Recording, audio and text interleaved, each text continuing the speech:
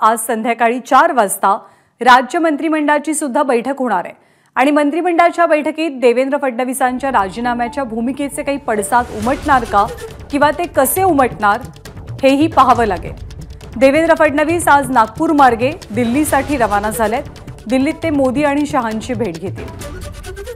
वैभव परब सध्या आपल्या सोबत आहेत। वैभव, लोकसभेच्या निकालानंतर होणारी कॅबिनेटची पहिली बैठक कोणकोणत्या मुद्द्यांसाठी वैशिष्ट्यपूर्ण असेल?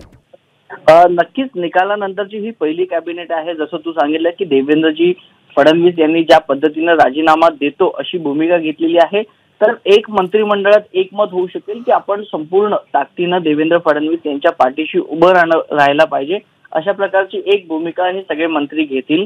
त्यानंतर जर पाहायला गेलं तर येत्या काळात अधिवेशन होणार आहे, तर या अधिवेशनाचा कालावधी कसा असेल, कधीपर्यंत असेल, कारण का बराच यानंतर शिक्षक पदवीधर अशा निवडणुका होऊ घातलेल्या आहेत, तर त्या दरम्यान ही पावसाळी अधिवेशन कधी झालं पाहिजे या संदर्भातली भूमिका ही या मंत्रिमंडळात घेतली जाईल। तिसरी महत्वाची गोष्ट म्हणजे सध्यामध्ये राज्यात दुष्काळ सदृश परिस्थिती जी आहे त्यामध्ये पाणी, चारा, टँकर आणि इतर ज्या लागणाऱ्या गोष्टी आहेत त्या गावागावात खेड्यापर्यंत कशा पोहोचवल्या गेल्या पाहिजे या संदर्भात देखील एक ठोस भूमिका आहे ती घेतली जाऊ शकेल।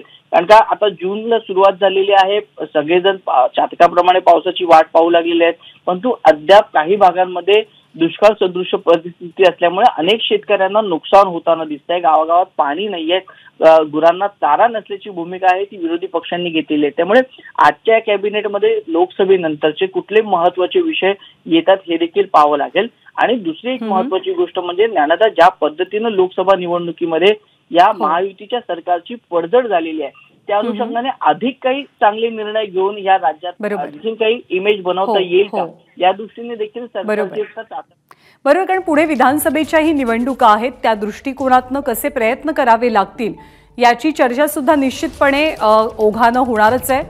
धन्यवाद वैभव या माहितीबद्दल। बघा नीट